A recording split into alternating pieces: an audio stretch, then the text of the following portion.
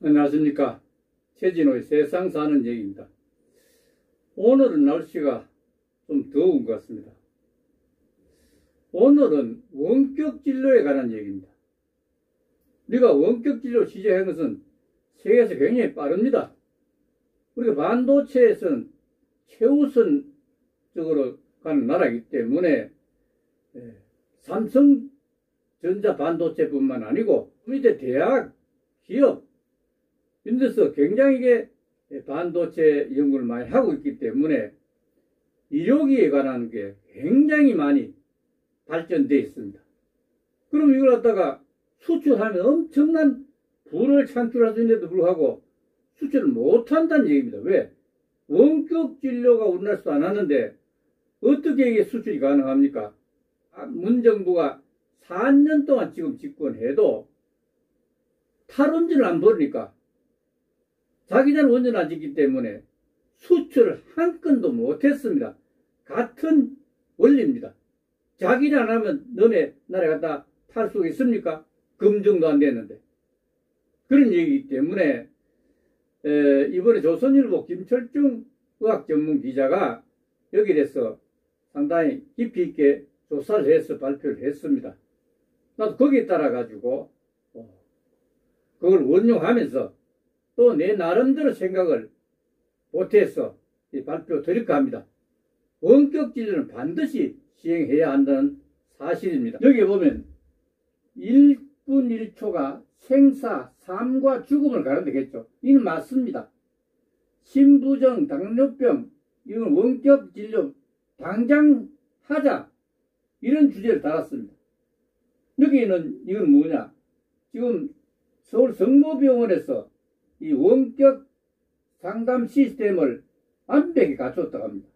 그래서 여기에 있는 의사와 환자가 바로 마이크를 들고 이렇게 서로 대화를 하면서 상담을 할 수 있습니다.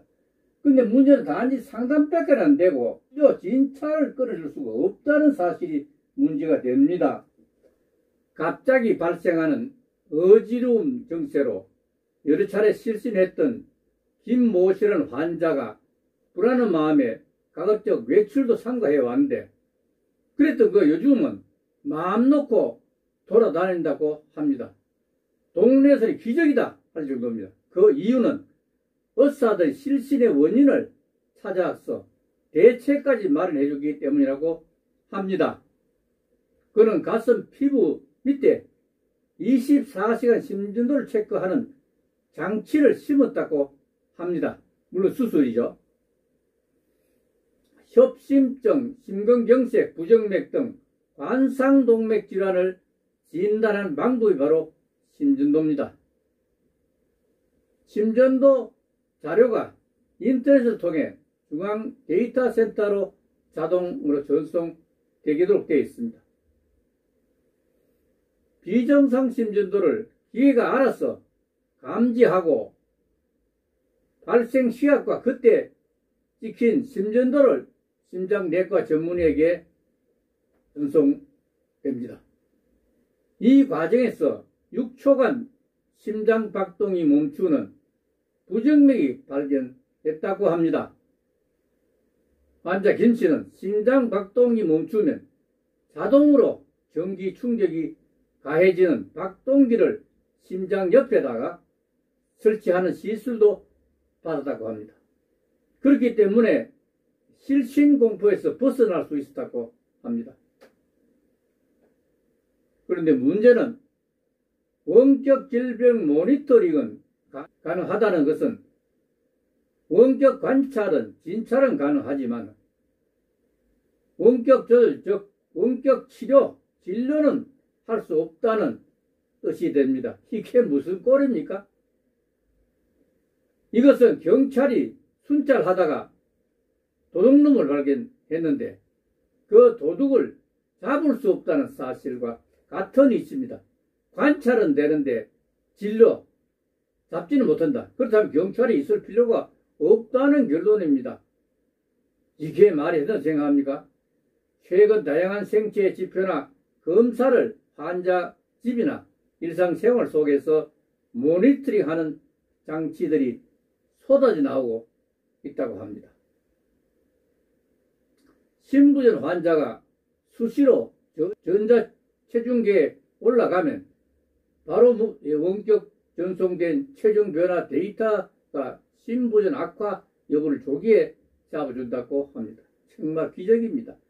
전자청진기로 호흡 소리를 재면 소리 데이터가 의사에게 전송돼 천식 증세도 원격으로 파악할 수 있지만 천식에는 휴대용 웨이러블 폐활량 측정기도 있습니다. 또한 잠잘 때 코골이 하다가 갑자기 숨이 멎는 수면 무호흡증은 환자에게는 손가락에 끼는 체내 산소 포화도 측정 장치와 수면 공기를 불어넣어주는 양압 장치를 통해서 수면 무호흡증 정도를 파악할 수 있다고 합니다. 또한 당뇨병 환자는 몸에 붙이는 24시간 혈당 측정기로 식사와 활동량에 따른 실시간 혈당 감시를 할 수 있다고 합니다. 안 될 게 없군요. 그러니까 만성 말기 신장병으로 복막투석을 집에서 받는 환자들도 투석 장치를 통해서 독소 제거가 제대로 됐는지를 모니터링할 수 있습니다. 파킨슨병의 신경관계 환자도 보행이나 낙상 등 이상 행동을 측정할 수 있는 손목 웨어러블 장치로 병세 진행을 체크할 수 있다고 합니다. 이런 모니터링 데이터를 보고 응급처치나 진단 목적으로 장치의 기능을 원격 조정하는 게 기술적으로는 가능하지만 우리나라만 이것이 원격 진료 해야 된다고 해서 금지되어 있다고 하니 정말 놀랄 일입니다. 환자가 반드시 병원에 가서 의사 대면제를 받고 치료할 수 있다는 결론입니다. 결국 불쌍한 환자는 의사의 진찰을 받아야 치료할 수 있다니 이게 무슨 자유민주주의 국가 맞습니까? 논문 다 하는데 왜 우리나라 못합니까? 정말 묻지 않을 수 없습니다. 예컨대 환자 집에서 이루어지는 복막투석 강도를 신장내과 전문의 판단으로 병원에서 원격 조절할 수 있다고 하지만은 대한민국에서는 할 수 없다고 합니다. 이게 말이 있는 생각합니까? 무소불위의 정부가 원격 진료를 실시하지 않은 이유를 이해할 수가 없습니다. 고려대병원 심장내과 김영훈 교수는 환자에게 정작 필요한 원격 조절 기능을 끊는 거머리 같은 사실이 국내에서 벌어 있다고 강조하면서 원격 진료 모니터링과 처치만큼은 당장 쓸 수 있도록 원격 진료를 허용해야 한다고 강조하고 있습니다. 세브란스 병원 재택의료팀 김정환 교수는 원격 모니터링과 전문의의 왕진조합은 거동이 불편한 만성질 환자가 늘어날 초고령 사회에서 꼭 필요한 의료 서비스가 될 것이라고 이렇게 강조를 하고 있습니다. 그렇다면 일본은 어떨까요? 일본의 경우는 원격 모니터링과 왕진의 조합이라고 합니다. 완벽한 진료 시스템입니다.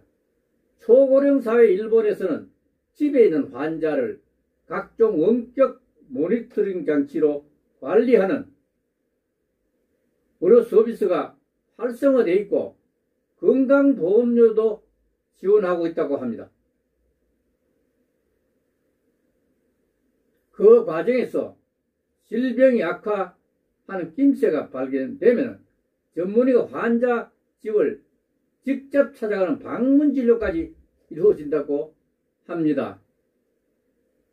원격 진료와 원격 방문 진료의 조합으로 환자의 병원비를 줄이고 있다는 사실입니다.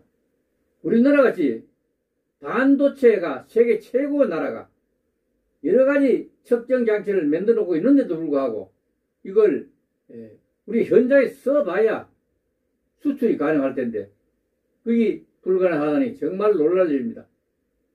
대한여사협회도 좀 자각을 하면 좋겠고, 아니면 정부는 규제 샌드박스를 발표해서 당장 다음 달부터 원격 진료를 실시할 수 있을 것을 강력히 촉구합니다. 또 그래야만 여당인 더불어민주당이 사는 길도 될 것입니다. 감사합니다.